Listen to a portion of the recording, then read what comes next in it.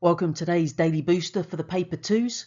What we're going to have a look at today will be the different cycles for biology. In chemistry, we'll have a look at identifying reactions, and in physics, we're going to have a look at stopping distances. First of all, we've got today's daily formula, which is calculating power. So power in watts is the work done in joules divided by the time in seconds. Now, do remember with this one that sometimes what they're going to do is ask you to calculate power, but rather than giving you work done and time, they could give you a force, a distance, and the time. So they're expecting you to be able to work out the work done, first of all, using obviously the force and distance, and then go on to use that with the time to calculate the power.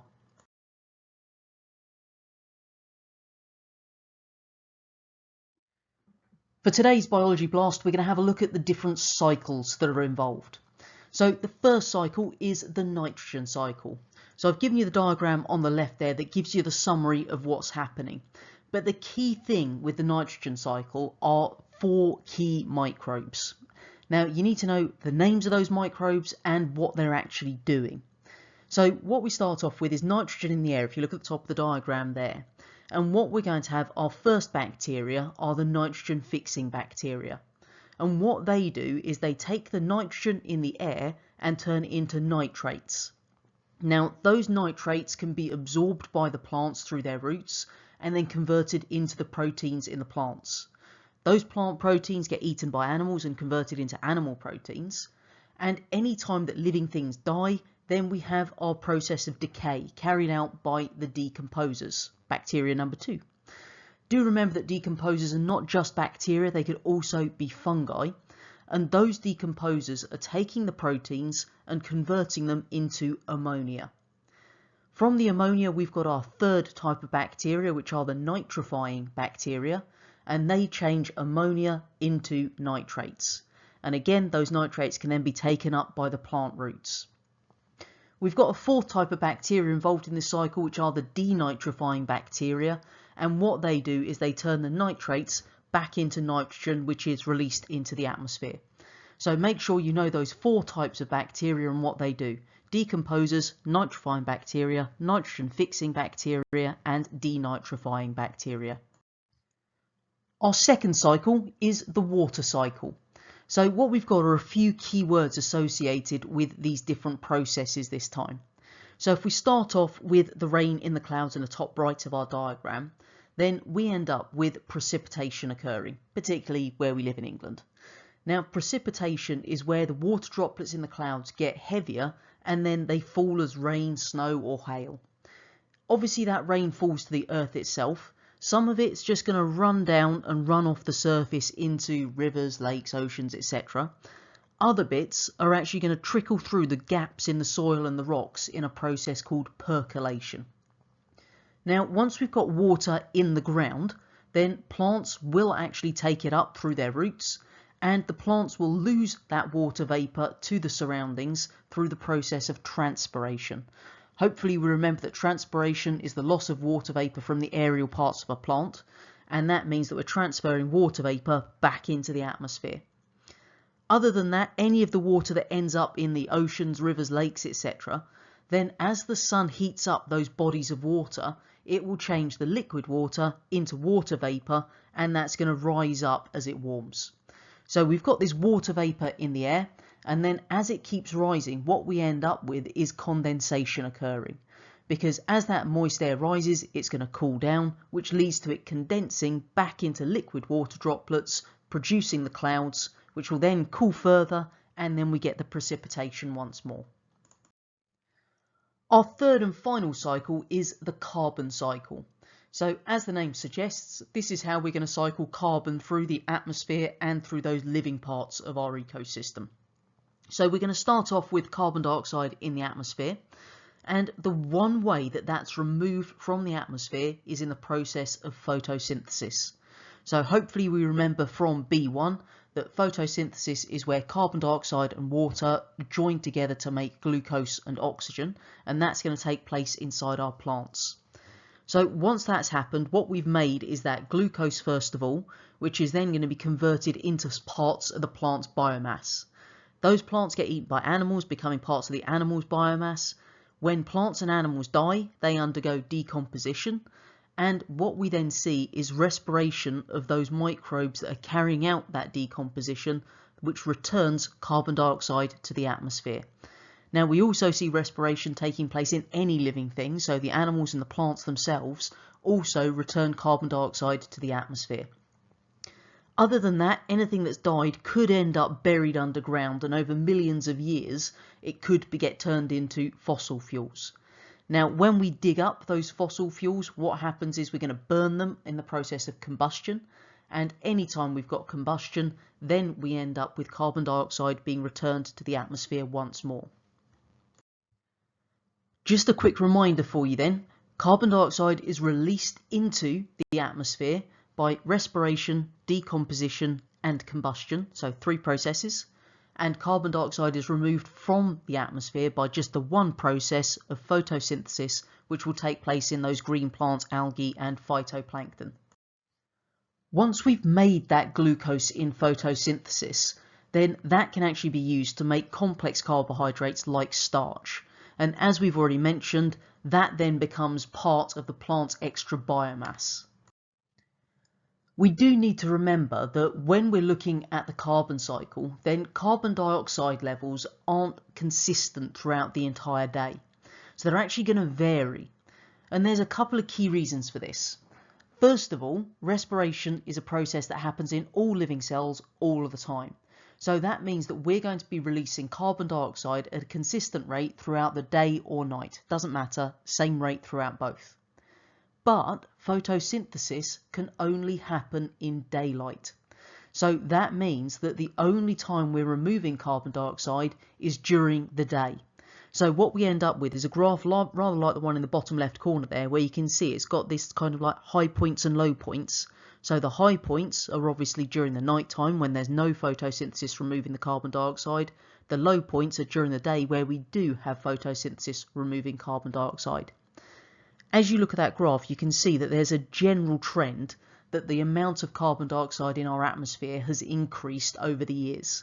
And that's all down to us as humans and our activities.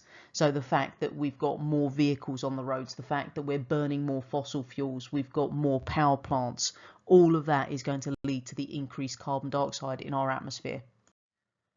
Quick reminder time of today's daily formula, which is the power in watts is the work done in joules divided by the time in seconds.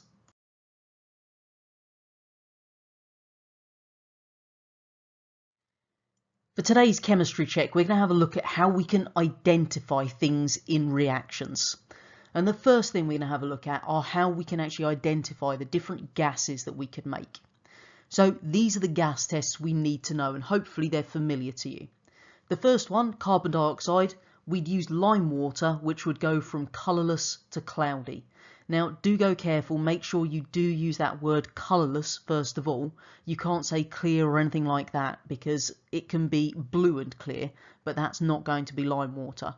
So lime water goes from colourless to cloudy for carbon dioxide. The second gas is chlorine. Now, when chlorine dissolves in water, what it forms is an acidic substance. But the other thing about chlorine is that it will bleach substances, changing them from a coloured substance to colourless. So what we actually do is we use those two facts to actually test the gas to see if it's chlorine. So what we do is we take a bit of blue litmus paper, add a drop of water to it just to make it damp. We then hold that paper near the container with our gas in it, and if the paper goes red and then white, we've got chlorine. It goes red first of all because blue litmus paper goes red with an acidic substance, and then it's bleached to make it white. Our third gas test is the one for hydrogen.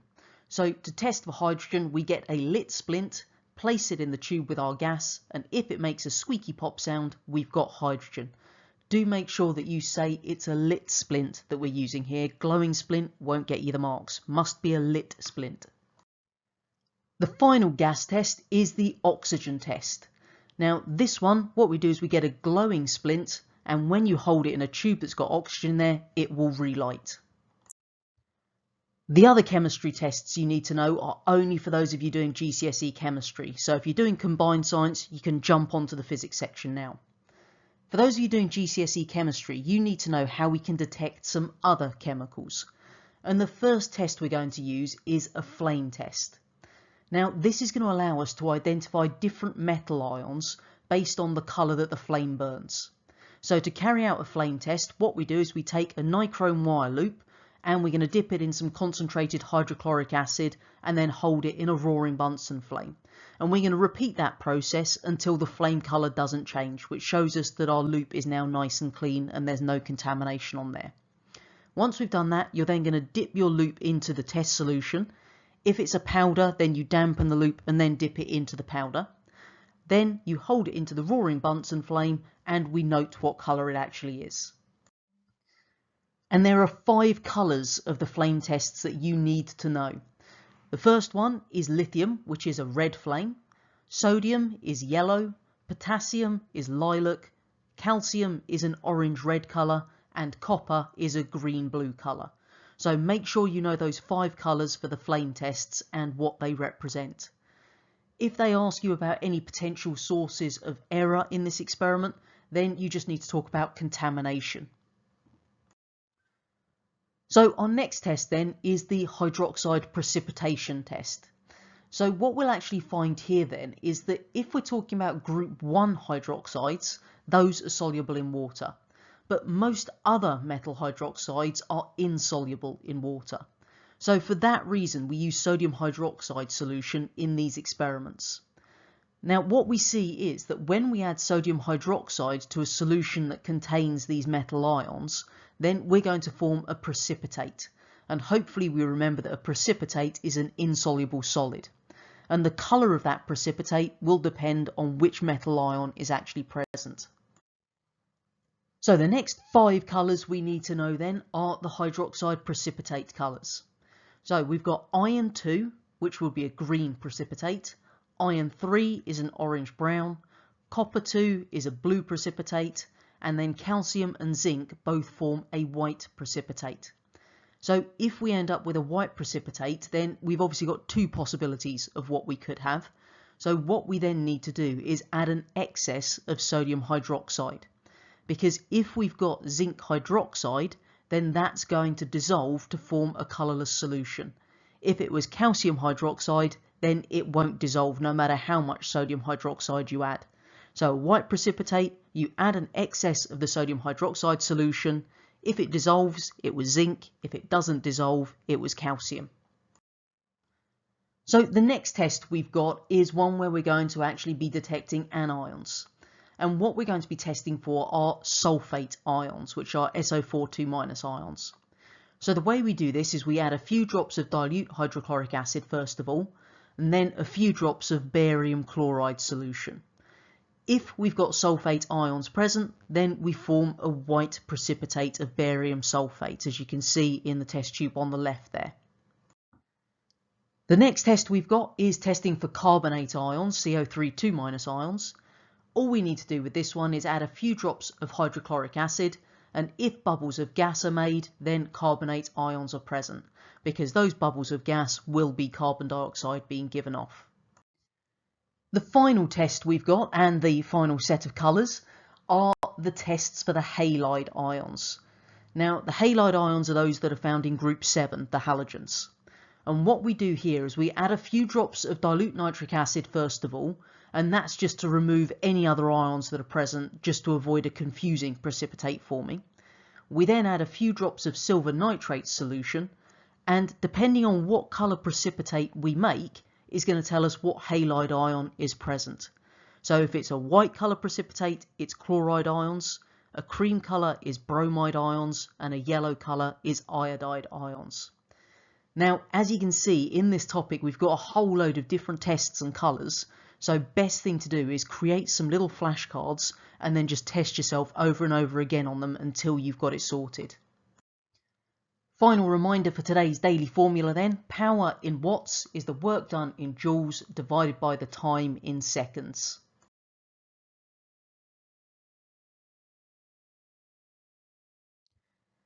For today's physics prep, we're going to have a little look at the whole idea of stopping distances.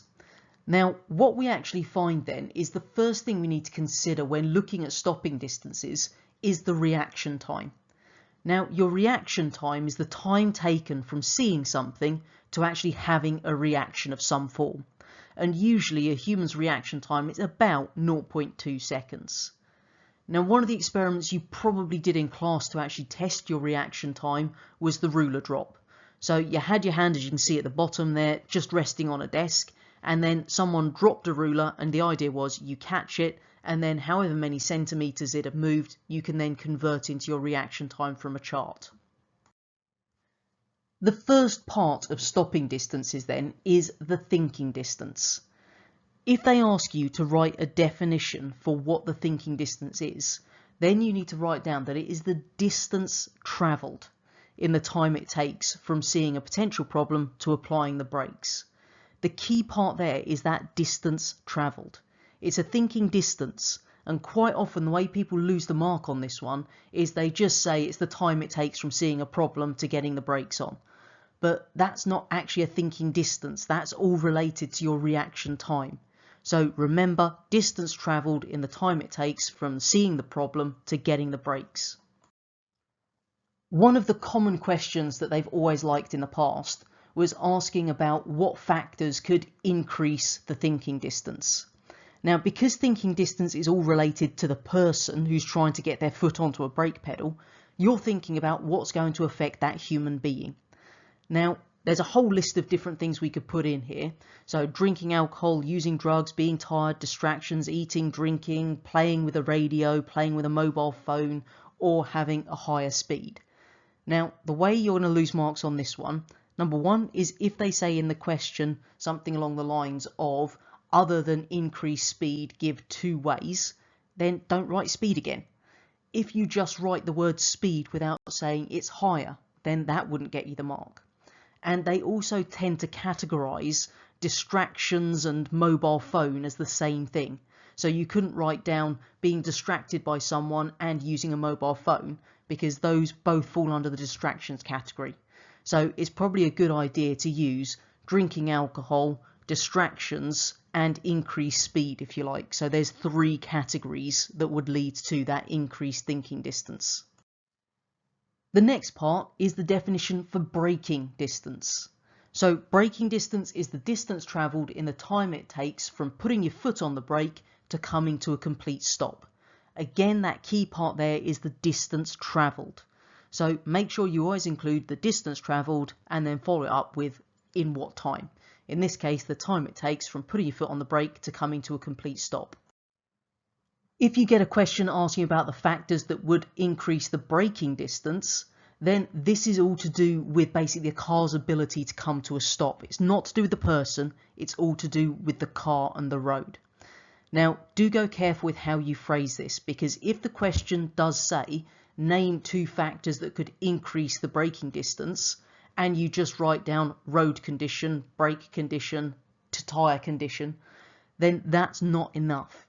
You've got to actually add that additional bit of information to make sure it's going to increase the braking distance. So increased speed, wet or icy roads, condition of the brakes would be poor or a poor tyre condition.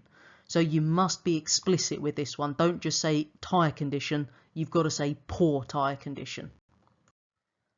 The final definition we need then is the stopping distance, which quite simply is the total distance travelled from the moment the driver sees the problem to coming to a complete stop.